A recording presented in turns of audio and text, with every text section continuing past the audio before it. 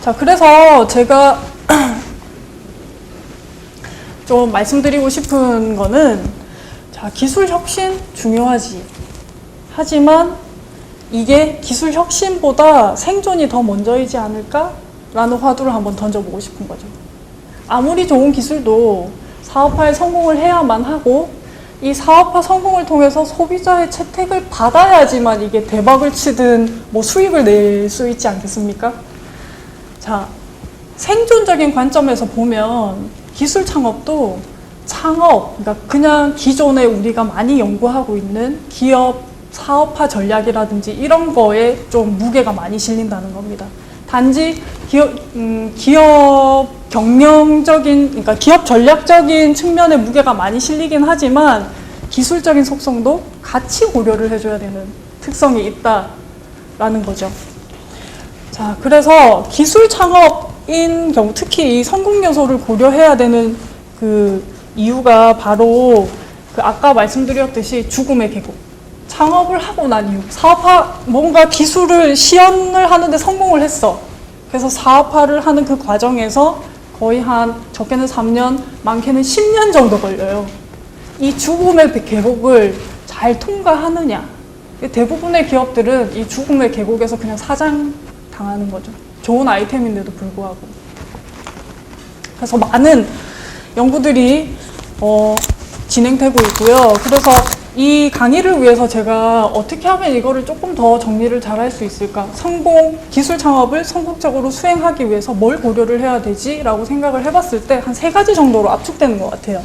첫 번째는 기술의 유형에 따른 사업화 범위를 파악을 하고, 그리고 두 번째의 단계에서는 그 기업의 성장 단계에 따라서 어떻게 하면 사업 전략을 조금 더 원활하게 그러니까 사업을 지속할 수 있는가, 그거를 고려를 해야 되고, 그리고 세 번째로 인간 중심의 기술 창업 전략을 어떤 요소들을 고려를 해야 하는가 라는 이 틀을 제가 한번 만들어 봤어요. 자, 일반적으로 기술 사업화의 아이템 유형이 뭔지 시장 관점에서 좀 객관적으로 판단할 필요가 있어요.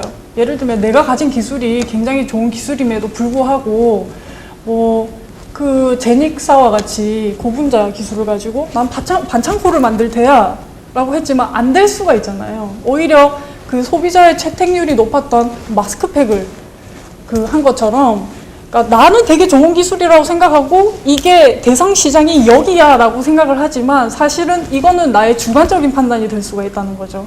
일반 창업의 그 아이템 평가와 똑같습니다. 그래서 기술 융합과 형태의 경계의 모호성 때문에 고객과 비즈니스 모델 개발에 좀 주관적인 비중을 높이는 오류를 좀 범하기가 쉽다라는 거죠. 이 기술 사업화의 과정에서. 따라서 제가라고 하기는 좀 그렇지만 기존에 많은 자료들을 이렇게 모아서 정리를 딱 해봤을 때 기술 창업의 성공적인 요건 첫 번째, 내가 가진 기술의 유형이 어디인지를 파악을 하라는 거예요. 내 기술이 원천 기술에 속해, 응용 기술에 속해, 아니면 제품 양산이 가능해. 이 3가지를 조금 더 객관적으로 파악을 하고 그거에 따라서 사업화 계획을 수립을 한다는 거죠. 아까 말씀드렸듯이 원천 기술은 분명히 제3자에 의해서 2차적인 R&D를 들어가거나 아니면 원천 기술이나 응용 기술로 변환이 되는 그 주체가 있습니다. 그래서 내가 원천 기술을 가지고 있다면 당연히 이거를 소화를 해서 뭔가 아이템화 할 수 있는 규모의 기업을 대상으로 타겟팅을 해야 된다는 거죠. 그러다 보니까 라이센스 비용을 받을 수 있는 거고요. 자, 응용 기술인 경우에는 이 기술 상용화를 위해서 응용 기술이 시제품으로 넘어가는 단계로 보시면 돼요. 그러다 보니까 뭔가 이 단계에서는 뭐 스타트업이라든지 뭐 인큐베이션 형태가 좀 많이 일어나고요. 이 과정을 지나야지만 우리가 소위 알고 있는 시장에서 접하는 제품과 서비스 형태로 나온다는 거죠. 그래서 각각의 단계, 그러니까 내가 가진 기술의 유형이 무엇인가, 그리고 이거를 실질적으로 소비할 수 있는, 소화하거나 변환을 할 수 있는 대상이 누구인가, 이 2개를 먼저 파악을 하시라는 겁니다. 이게 참 너무나도 당연한 이야기를 참 이렇게 좀 어렵게 이야기하는 것 같아서. 자, 그래서 자, 첫 번째 단계 고려 요소를 그 고려 사항들을 이렇게 인지를 했다면 두 번째 해야 할 일은 뭐냐면, 좋아, 그러면 내가 창업을 하기 위해서 어느 기간에 어느 시점에 뭐를 고려를 해야 되지? 라는 것을 생각을 해봐야 된다는 겁니다. 이 창업, 기술 창업이라는 게 크게 보면 창업 전과 창업 후로 이렇게 나눠지는 거죠. 근데 일반적으로 기술은, 그 기술 창업은, 우리가 보통 생각하는 창업은 이게 기업이 설립이 되어야지만 창업을 했다라고 볼 수 있잖아요. 근데 기술 창업은 꼭 그렇지만은 않다고 생각을 합니다. 왜냐하면 이게 기술을 파이널라이징을 해서 시제품을 만드는 이 긴 과정이 있잖아요. 이 과정 자체가 기술 그 창업을 준비하는 단계이고, 시제품이 가시적으로 나왔다고 하면 이거는 그러니까 사업화는 아니지만 뭔가 성과가 창출된 창업의 개념으로도 볼 수 있다는 거죠. 실제로 그 프리 스타트업 과정에서 많은 자원이 투입이 되고, 그것이 뭐 정부가 가장 많을 테고요. 민간 기업도 있을 테고. 그러면 뭔가 기술 개발을 위해서 투자를 했는데 뭐가 안 나와. 실패. 나왔어. 그러면 창업이라고 보는 그 좀 특이한 개념이 있다는 거죠. 자, 그래서 뭔가 시제품이, 기술이 뭔가 가시화가 되고 비로소 창업을 하게 되면 그 이후부터는 우리가 알고 있는 기업의 생애 주기에 따라서 프리 IPO 과정이라고 이렇게 정의가 되는 거죠. 왜? 기업을 창업을 하고 그러니까 기업을 설립하고 난 이후에 기술 사업화를 시작을 하겠죠? 제품 형태의 목적이 뭡니까? 돈을 벌기 위한 거고, 이게 IPO에 들어가기 위한 다양한 노력을 하는 거잖아요. 그래서 일부 기업들은 M&A가 돼서 수익을 창출을 한다거나, 아니면 뭐 팔려서 어쨌든 IPO로 들어가는 게 최종 목표라는 거죠.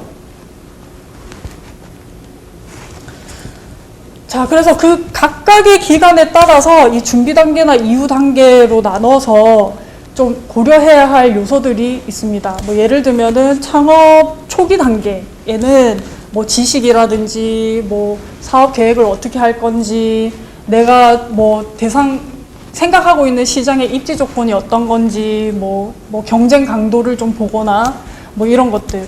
그 다음에 두 번째, 자금을 조달을 어떻게 할 것인가. 그 다음에 내가 뭐 협력적 파트너를 어떻게 뭐 가지고 있나, 아니면 어떻게 습득을 하지, 뭐 이런 것들이 되게 중요한 요소로 작용을 한다는 겁니다. 그래서 분명히 그 창업 뭐 준비 단계나 뭐 진입 초기 단계에서는 지금 여기 표에서 나와 있는 요소들을 집중적으로 좀 마킹을 할 필요가 있다. 그 다음에 창업을 하고 난 그 시장 진입 이후 단계에서는 기업의 생애 주기에 의해서 우리가 소위 경영학에서 배우고 있는 뭐 경쟁 관리, 재고 관리, 뭐 양상 관리, 비용 절감 뭐 이런 것들 있잖아요. 이런 것들을 집중적으로 마킹할 필요가 있다. 라고 합니다. 자, 그래서 마지막으로 기업이 설립이 되고 거기서 끝이 아니잖아요. 제품이 나왔어. 그럼 시장에 진입을 하겠죠. 시장에 진입을 해서 뭔가 계속 지속적으로 기업이 존재를 해야지만 얘가 살아있는 거잖아요. 시장에 들어가자마자 죽는 기업들도 있겠죠. 근데 그 지속성에 대한 고려도 해야 된다는 거예요. 이게 보이시나요? 기술 창업을 준비하는 과정에서 이 큰 생애 주기에 따라서 창업자가 고려해야 할 요소들, 그러니까 집중해야 할 그 집중 포인트가 다르다는 거예요. 그래서 그 사업 지속성을 위한 고려 요소가 뭐 지금 표에서 보시는 것처럼 창업자 특성, 그 다음에 뭐 기술력이나 기업 내부적인 특성, 아니면 기업 외부적인 환경적 특성, 이런 것들로 보통 연구들에서 이렇게 도출이 되고 있고요. 저는 경험적으로 봤을 때 이 중에 가장 중요한 그 사업 지속성에 영향을 미치는 요소로는 그 창업자 특성이라고 생각을 해요. 의지가 있고 도끼가 있어야지만 이게 만들어질 때까지 계속해야 이게 존재하는 거잖아요. 대부분은 제 실패 사례를 뭐 말씀을 드리자면, 제가 2007년도에 2차원 바코드가 거의 2차원 바코드를 가지고 커뮤니티 그 비즈니스 모델을 기획을 했을 때 특허 먼저 출원을 했어요. 저는 엔지니어도 아니고 프로그래머도 아니에요. 그냥 단지 비즈니스 구조를 좀, 그러니까 BM을 좀 짜는 거에 재미가 들려가지고 아 이거 하면 대박이겠는데 라고 해서 특허를 먼저 출원을 합니다. 특허를 출원을 해서 딱 봤더니 제안서를 막 쓰잖아요. 이거를 누가 살 수 있지? 생각해보니까 이통사밖에 없는 거예요.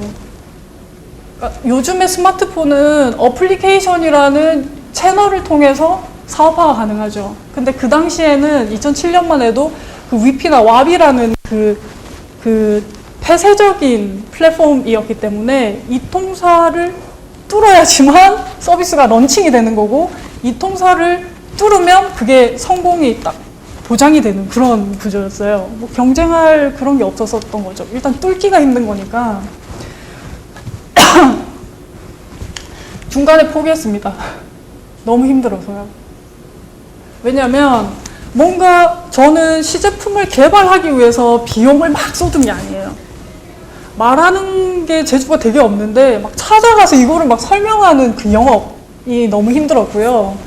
결정적으로 이거를 포기하게 된 계기가 뭐냐면 특허가 나오지 않았어요.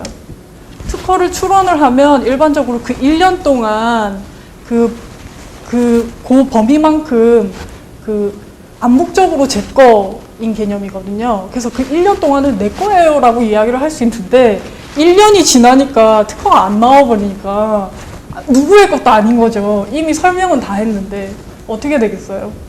제3의 누군가가 그걸 응용을 해서 새로 런칭을 할 수 있겠죠. 그러니까 아주 미숙했기 때문에 그 당시에는 그냥 제 경험에 의하면 뭐 소위 그냥 기업이라기보다는 장사, 그러니까 단기적인 수익을 창출하다가 이런 기술 창업을 처음 접하다 보니까 여러 가지 제가 말씀드린 사항들이 들으면 너무나도 당연한 거를 왜 저렇게 힘들게 설명을 하지? 라고 하시겠지만 실제 필드에 탁 직면을 하시면 정말로 이런 가이드라인 없이는 좀 힘든 경우가 많아요. 지나가서 생각을 하면 아 그때 내가 이걸 잘못했지 라는 요소들이 좀 많거든요. 그래서 다시 본론으로 돌아가자면 이 창업자의 기질, 지구력, 인내심, 뭐 똘끼 뭐 이런 것들 있잖아요. 그러니까 뭔가 학습을 해서 이렇게 단련이 되는 것도 있지만 태어나면서부터 이 타고난 우직함 이런 거 있잖아요. 10년이 걸려도 5년이 걸려도 이게 사업이 될 때까지 계속 하시는 분들은 언젠가는 이게 사업이 터집니다. 이게 수익이 생기겠죠. 근데 대부분은 저처럼 2, 3년 내에 하다가 그냥 많은 경우가 많거든요. 그거는 어떻게 지식이라든지 뭐 외부적인 자원 이런 것보다는 그 창업자의 그 기질이 굉장히 크게 좌우를 한다는 거죠. 그러니까 배가 아무리 좋으면 뭐해. 몰고 이렇게 항해하는 사람이